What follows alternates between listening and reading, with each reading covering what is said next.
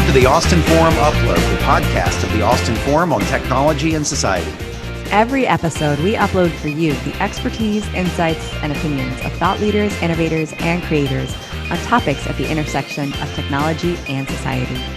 We'll cover pervasive and emerging technologies that are influencing and impacting our business, education, governments, research, and culture. I'm Jay. I'm Jessica. And I'm John. And we're the co-producers of the Austin Forum Upload. Welcome to the Austin Forum Upload, or in this case, I should say, welcome back. This is part 2 of a special episode on social media and its influence on society and political climate. And I'm very pleased to welcome back my guests from part 1 to go deeper into their opinions and insights and recommendations for how we move forward with social media in the future, considering everything we've seen happen here at the beginning of 2021. If you haven't checked out part 1, we encourage you to do that. We talked about lots of the major social media platforms, not just in the US, but around the world, and how some of these platforms have over 1 billion users on them. So they truly have broad national and global reaches and thus lots of influence. We recorded part 1 and we asked for feedback on that when we all shared it on our social media. And I'm very pleased to say we got some great feedback, and we're going to cover some of that today. And our panelists are going to share their insights and thoughts on some of these issues. And again, we'll close with our experts' recommendations on what we should do going forward. So thank you for joining us. And with that, I'm very pleased to welcome back to the Austin Forum Upload, Sherry Greenberg of the UT LBJ School of Public Affairs, Talia Stroud of the UT Moody College of Communications, and Paul O'Brien of Media Tech Ventures. Welcome back to the Austin Forum Upload. Great Happy to be back. Well, we're happy to have you. And with that, I want to jump right in to one of the pieces of input we got after we shared the podcast. One of them was we made the comment that while it was totally legal for large social media companies that are privately held to make a decision about which accounts could be active and what they can say on their platform, we said that there's still freedom for anyone to start new platforms and to create new voices and opportunities for people to talk. We got some feedback that said that wasn't quite as cheap as you said it was. Paul, do you want to respond to that real quick? And then I'd love for Talia and Sherry to chip in as well. Yeah, you bet. As I said it was. Indeed, I did suggest it was. There are, you think about the fact that social media has been around for a good couple of decades. This technology is not new. We've been working with it for a long time. And because of that, the infrastructure is really inexpensive. What we're seeing today is a discussion of really 2 parts. The hosting and the infrastructure that's often turning off a lot of this stuff. Well, that infrastructure, that hosting infrastructure is cheap. Dollars per month for something like Amazon Web Services. That's what social networks are built upon. And then we turn to software and content management systems. And a lot of that software is also free or incredibly inexpensive, less than $49 to buy, for example. It's what we refer to in a lot of cases as open source. We just plug in a social network experience to a website and boom, we're live with our own version of Facebook, our own version of Twitter. So it is cheap in that context. But it certainly takes a lot to create the audience that you see on some of these platforms and some of these sites. But were we to desire to create alternatives, or do we need to be aware of the fact that alternatives can easily exist? Yes, it's pretty easy to do.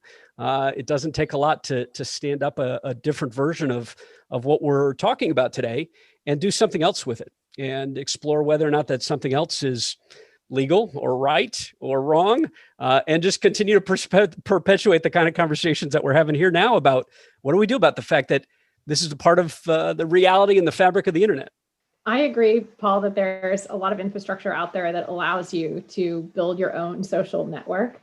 I think a lot of it depends on what you get out of it. So if you're going to social media to connect with friends and family and have a kind of closed network that you enjoy the experience of chatting with them, there are all sorts of options. So I'm thinking about, like, Darius Kazemi has a site called runyourown.social. And it literally is instructions for how you set up your own social site. Or you could look at Planetary, which was launched in the App Store just a week or so ago. That's another space that you can kind of curate your own experience. And so I think that is possible. The thing that makes me think that it's a challenge for people to do that is I think that there are parts of social media that they get something out of it that you couldn't get from creating your own social site. You can communicate with a congressional representative, for example, as a constituent, and creating your own social site that allows you to have that same contact and access is a challenging thing to think about. So I think it really depends on what your use is of social media and why you're going there that affects whether or not you can set up your own experience or not. Yes, I think we have to separate the technology from the network. So having the technology and the capability to set up your own is one thing, but then having that vast network is something entirely different.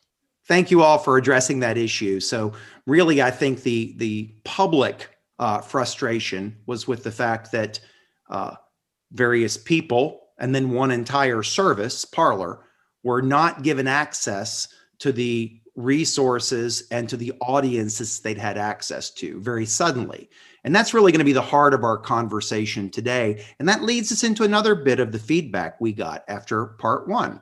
Somebody wrote in and said, you know, these terms of services, they seem a little bit arbitrary. They talk about things that they will not tolerate on their platform, but what they'll tolerate from somebody relatively unknown or anonymous seems to be very different from what they'll tolerate from a president of the United States or a major Hollywood celebrity or something. Sherry, you want to start the discussion on this? And how does that work? How do these social media platforms get away with this variable tolerance for what people post? Well, they get away with it because it's legal. They are private companies and they can make these determinations. Having said that, should they have some standards? Should there be some equity? I would say yes.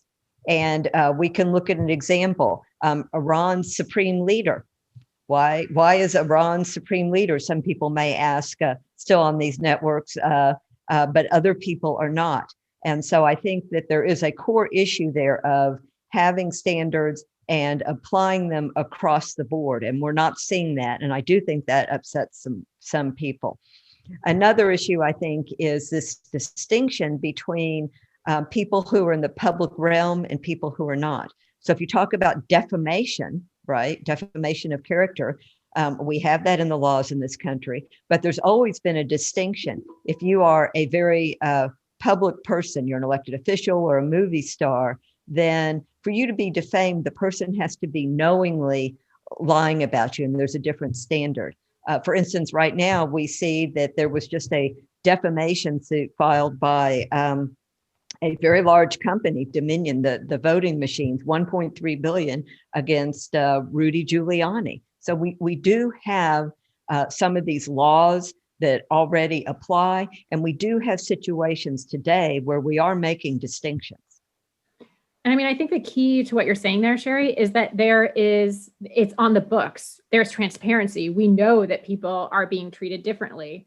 And I think that when it comes to the terms of service on some of these platforms, it's not altogether clear who gets to be treated differently. And I don't think we've had the conversation as well as I think we should of should people be treated differently. I mean, maybe we should be having some conversation about how it should be fair for everyone. These are the rules, they apply to everyone. If you have children, you know this well. Rules are set, everyone has to abide by the rules. And if we don't want that to be the case, I think it needs to be transparent. And I don't think that that is the case.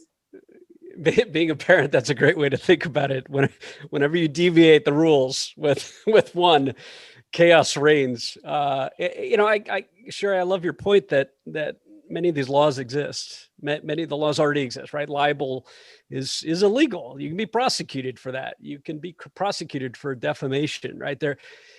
I often look at these challenges, and there's certainly frustrations given these challenges, and there's certainly social questions, and I think education questions for us to really scrutinize and ask. But rather than being frustrated with the social networks and the companies, frankly, I'm actually a little bit more inclined to lean in on the government and say a lot of things are said that are already established to be wrong, are already established to be illegal, and we're not doing enough to address that.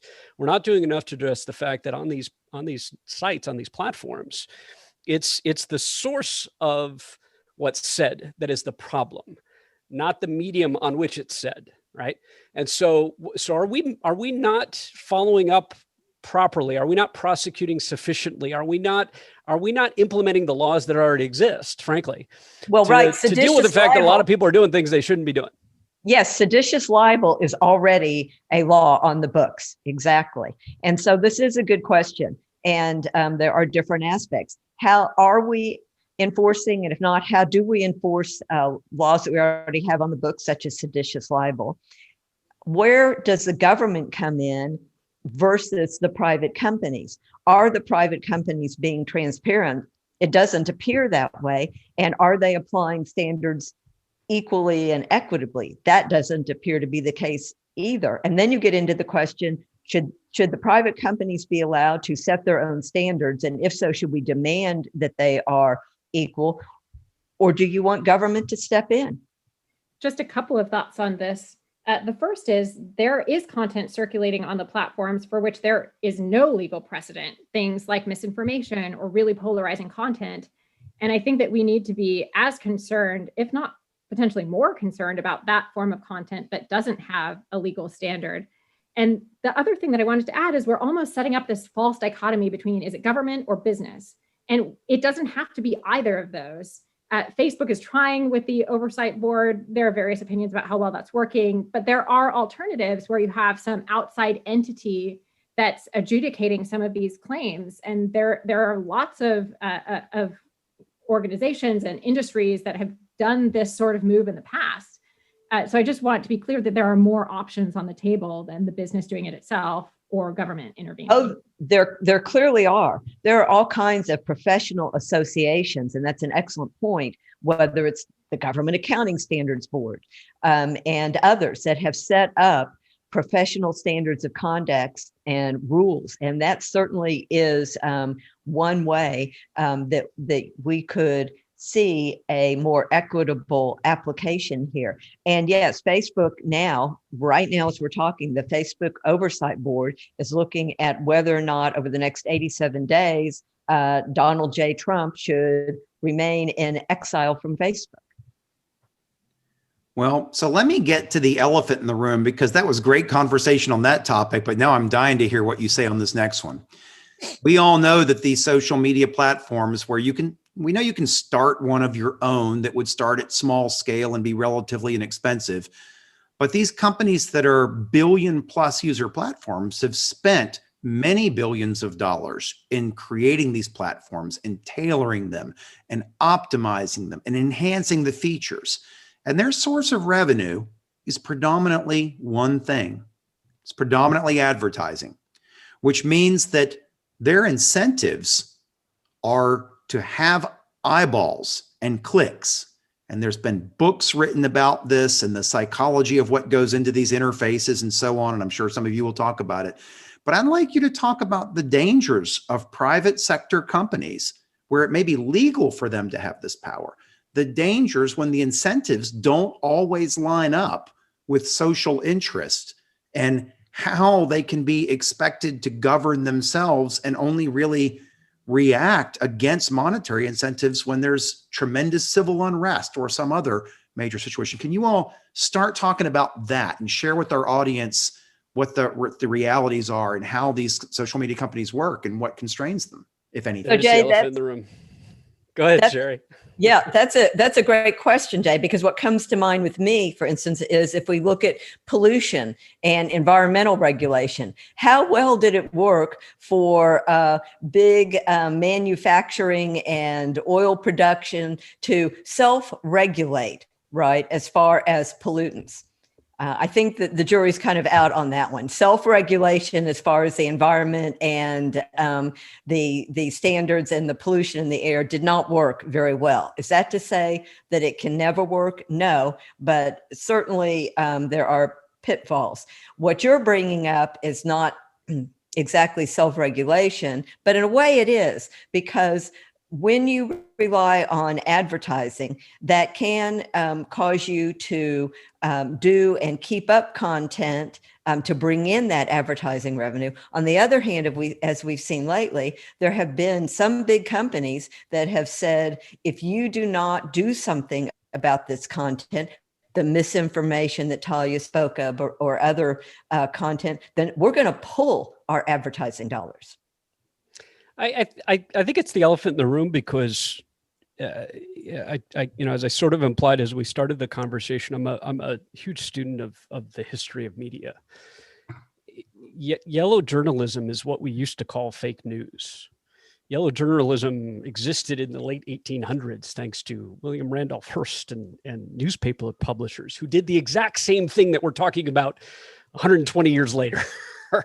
There is nothing new in the world today with regard to what we're experiencing on social media. And every form of media has had it. The radio era in music had what we called payola, when the private musician and radio industry would pay to make sure certain artists got more exposure. I think that's an important discourse. It's why too I touch on education quite a bit.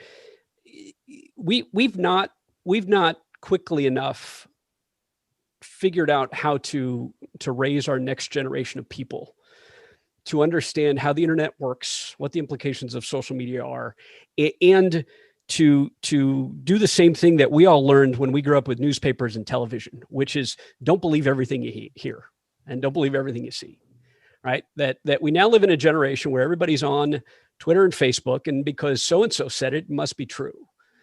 Well, that's never been true. It's never been accurate. And so what's changed that enables us to say, yes, but now it must be so. Now it must be so that the only thing that's online has to be correct and accurate and consistent with my views. My concern is really just that it's a slippery slope, right? Who decides? Who determines, right? Because we may be thrilled that Trump was banned, but there's a new president now. And what if that president gets banned for whatever reason? Somebody decides to ban that one, right? Are we just going to flip flop on who determines who gets a say in these matters? Social media is just a platform. The challenge we have to deal with is the fact that anybody can say it. That's the subtle difference, right? That when it was the newspaper publishers and those advertisers, there was an editor. There was someone deciding what could be said. Well, as we talked about in the last podcast, I think Sherry said that different rules apply to the news media than apply to social media. And so it's probably good to remind our listeners, based on the conversation you two just had, what are the different rules that apply to news media and to social media, if any rules apply there? Yes. So what we talked about was Section 230, the Communications Decency Act. And this is really important. It says no provider or user of any interactive computer service shall be treated as the publisher or speaker of any information provided by another information content provider. And so that is a big distinction with social media versus what we're calling the traditional media. That the Communications Decency Act allows social media to place good faith restrictions on material, but it really puts social media in a very different category from the traditional media. Yeah, I think that's important to distinguish between what happens on social media and what happens on traditional media. And, we had rules in place for traditional media back in the day, like a fairness doctrine that was based on limited availability of you to get your voice out, right? The spectrum is limited. And that same thing is certainly not true online, right? Everyone has access. Everyone's voice can be there. So there are reasons that social media might be treated differently than traditional media. Whether we buy those, I think, is a matter of debate, but there are differences. And going back, Jay, to your earlier point and building a bit, Paul, on what you said, I just want to give a +1 to the idea that education is so important here. And it's not only young people. There was a study that was done where they were looking at who shared fake news most frequently, and it was actually older populations that were more likely to do so. So I think it's kind of education for all of us. This is a new medium and a new space.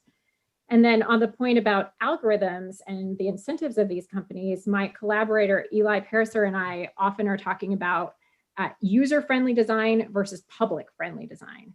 And user-friendly design is often where the platforms are playing right now. They want to maximize things so that you as an individual have a good experience. But that can run afoul of social goals. If what maximizes your experience as an individual is really racist and polarizing content, maybe you stay longer, maybe you're there all the time and they get to expose you to more advertising. But if we think of that from a social framework, is that really what we want to maximize on these platforms? And I think that that's a conversation worth having, because the incentive structure, as you mentioned, Jay, is advertising, which means I maximize the amount of time you spend, not how do I make the world a better place. That's a different set of motivations.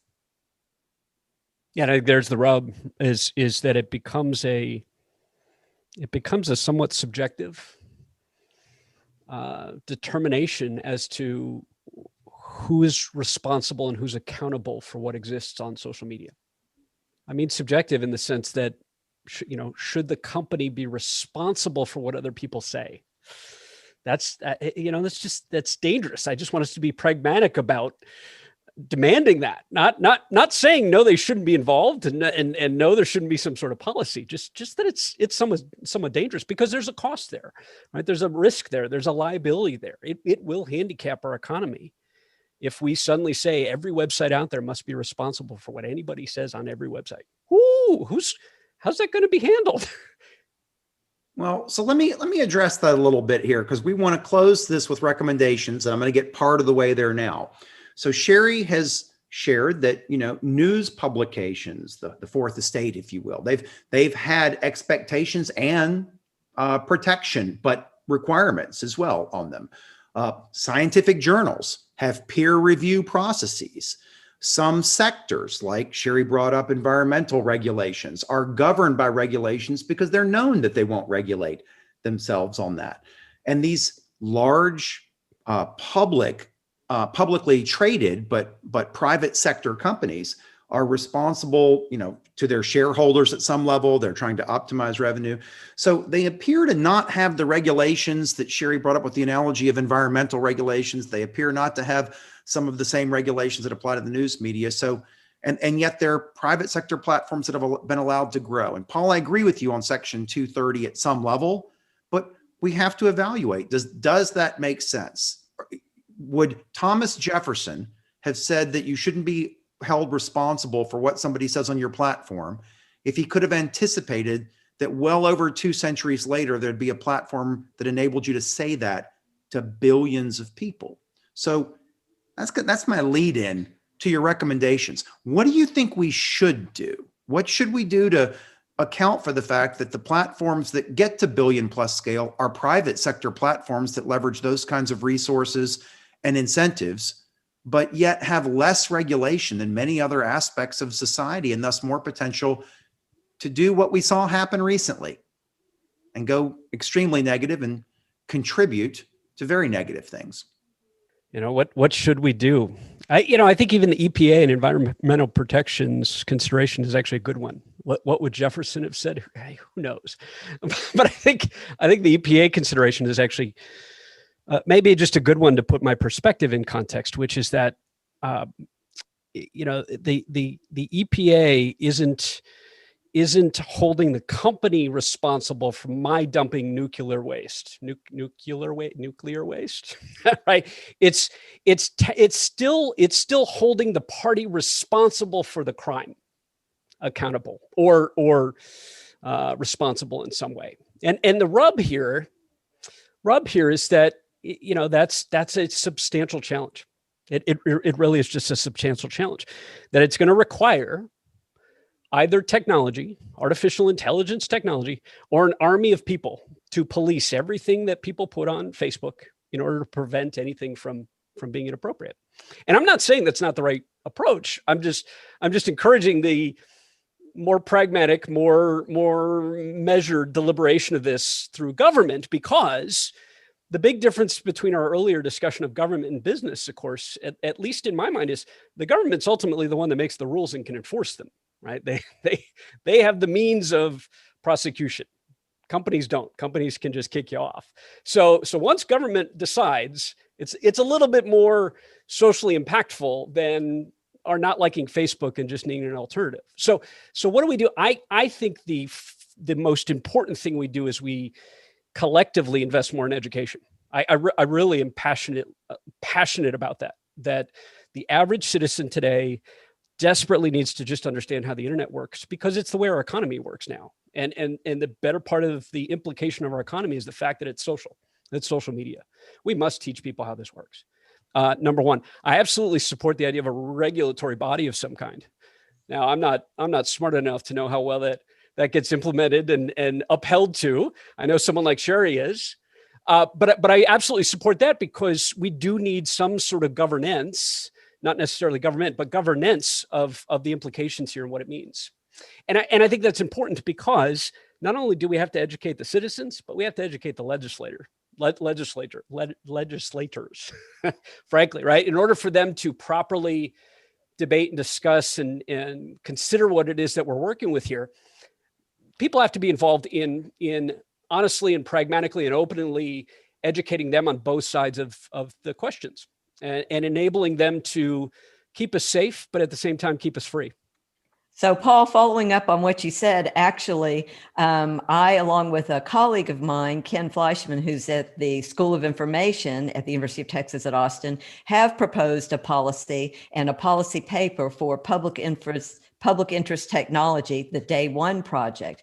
And what we propose is establishing an independent agency that we are calling the FAIR Artificial Intelligence Research and Regulation Bureau. And yes, the acronym is FAIR, FAIRR. And the research mission would be modeled on the Patient-Centered Outcomes Research Institute, created through the Patient Protection and Affordable Care Act, and whose policy mission would be modeled on the Consumer Financial Protection Bureau, created through the Dodd-Frank Wall Street Reform and Consumer Protection Act. And it would have independent people appointed from industry, from government, from academia, all kinds of experts. And it would call attention to the importance of the need to provide adverse action notices when using AI models. I'm not going to get too into the weeds, but it could serve as a coordinated multi-sector and interdisciplinary hub for education and outreach regarding the fair and equitable use of AI. And it could apply to all federal and state and local governments and private and nonprofit sectors. And it could look at application areas such as sentencing recommendations when we talk about criminal justice, and social media. I love that idea of an independent organization that has some say in this. Jay, you brought up Jefferson, and I think it's an interesting person to think about, because after all, he was the one that developed the National Gazette, the very, very partisan newspaper, to try to counteract Hamilton's Gazette paper back in the early days. And so he was involved in giving them scoops and really trying to fan the flames of partisanship in his favor via the media. So I am skeptical about his intentions to say, oh, the media should have some sort of regulation as part of it, or should be rid of partisanship in some way, because he certainly didn't act in line with that. And I think that that is actually the essential problem of thinking through all of this, is whoever has an oversight over these sorts of questions, we need to think about what their motive is. If it's government, there can be a partisan motive there. If it's business, there can be an economic motive there. So I think that these ideas and rationales for something external, whether that's an organization consisting of experts, or whether it's something that draws from the idea, for example, of a deliberative poll, where people, a cross-section of people that are randomly selected, are paid well to come together to debate these questions and come up with an answer at the end of the day, with access to expertise and access to information. I'm not clear on what the best path is on the way forward, but I do think that the underlying point I want to make is that without having people who are disinterested, or at least balancing out what the interests are that are part of an external panel, I'm concerned about the effect that that would have overall. So I think if I can almost summarize way too concisely what you all have shared here, is that there's going to be problems as long as human beings are involved, whether it's business-run social media platforms, whether it's governments that have different political parties and different people participating, et cetera. So, point well taken. So we know that our system has various checks and balances. We saw them all get tested quite recently in one fashion. Sometimes we fail these tests in business and in governments. More often than not, we pass. When we fail, we tend to change things and try to find ways to improve things. And so here at the beginning of 2021, and I would say we're still at the beginning of the year, as we look forward and think, how are we going to make this a great year? What are your final thoughts on what we can do to make usage of social media better, fairer, more equitable, more positive, more constructive? Paul, we'll start with you. Believe it or not, this might be my favorite advice for Austin in general. Go outside. Go outside and take a breath, because social media is biased and it is going to influence your opinions. And the best thing we can do for one another is to give our minds a break. These have mental health implications that we've not talked about, which might make a great future discussion here. These platforms definitely influence our perspective. And you know what happens when we go outside and we just talk to people? We tend to listen a little bit more. We tend to think a little bit more. We tend to smile at each other a little bit more and realize that, yes, as long as people are involved, we're going to keep messing it up. So let's live our lives and see one another and trust that we will figure it out. We will figure it out, right? These media challenges, as we've talked about, be it Jefferson or yellow journalism just 100 or so years ago, they're not going to go away. We're going to continue to have them. And the best thing we all can do is just talk to one another a little bit more face to face and have honest conversations, knowing that we come from different walks of life and different perspectives that we're going to have to talk about in order to figure out how to live through this. Happy to jump in here. I hate to be the academic that says we need more research, because everyone will roll their eyes at me, and I totally get that. But I'm going to be the academic that says I think we need more research. But I think it's in this space very different from many, many spaces we've seen in the past, because the data are housed in private companies that have elected in many instances not to share with university researchers. There have in fact been instances where these mega companies go after individual academics for example, violating terms of service or even more ambiguous charges to try to get them not to do the research. And that's really scary. If we have business institutions holding so closely onto data that has a potentially fundamental impact on our lives and won't allow academics to have access to have at least some transparency in what's happening there, I think that this is like a much bigger deal in thinking about the need for research than many, many other areas. And so I think from this perspective, the more we can encourage big tech to share data so that people can actually find out what's going on there, even the basic facts. We don't even know, for instance, a rough estimate how much misinformation circulated on these platforms. We frankly don't know that. And they know inside of these companies. So I think that that's one part of it. I think that government needs to very, very carefully think about research before acting in this space. If the idea is that breaking apart companies will then reduce the amount of misinformation, is that really the case? We already see people that want to spread misinformation very easily going from one platform to another. So if that's the ultimate goal and that's the strategy, are they really in line with each other? And then the final thing is for just people out there. When you get invited to be part of research, yes, check it out. Make sure that it's a legitimate academic enterprise. Make sure that your data is going to be handled carefully, securely, that your privacy will be protected. But I urge you to take part. We need to find out what's happening on these platforms so then we can do better at building regulation, so that we can understand more what the effects on society are. And I think all of us can play a role by sharing what we're seeing on these platforms. Even the ads that we're seeing, we don't know what people see and don't see, because the companies don't always share what ads they posted that could be very micro-targeted. So lots of opportunities, I think, at all levels to get involved. And sorry to be that academic. Talia, if you're sorry to be the academic, then I guess I'm sorry to be the policy person.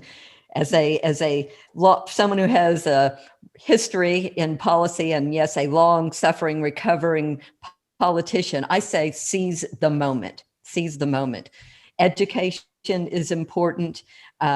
Certainly the repercussions that Paul was talking about with Facebook and depression are important.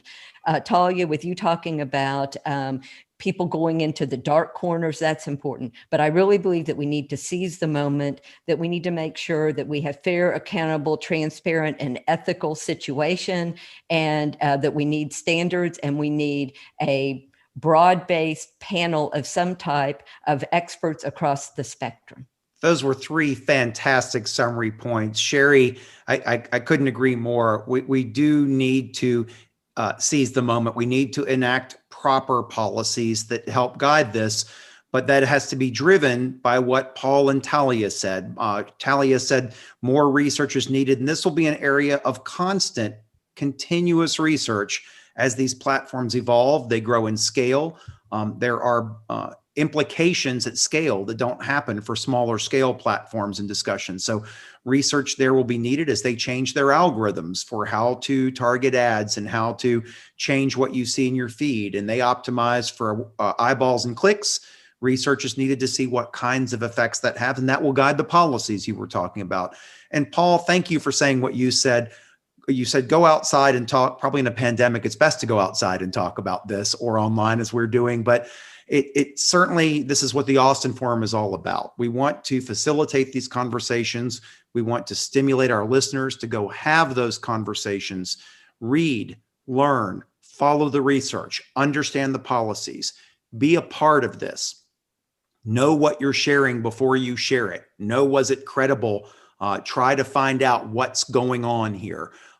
Make sure you are responsible individually about it. And that you can do by being part of the conversation and having these conversations with informed people. And we hope that you valued this podcast with these three very informed people. So with that, we will wrap this up. Thank you all for participating in this part 2 of this podcast.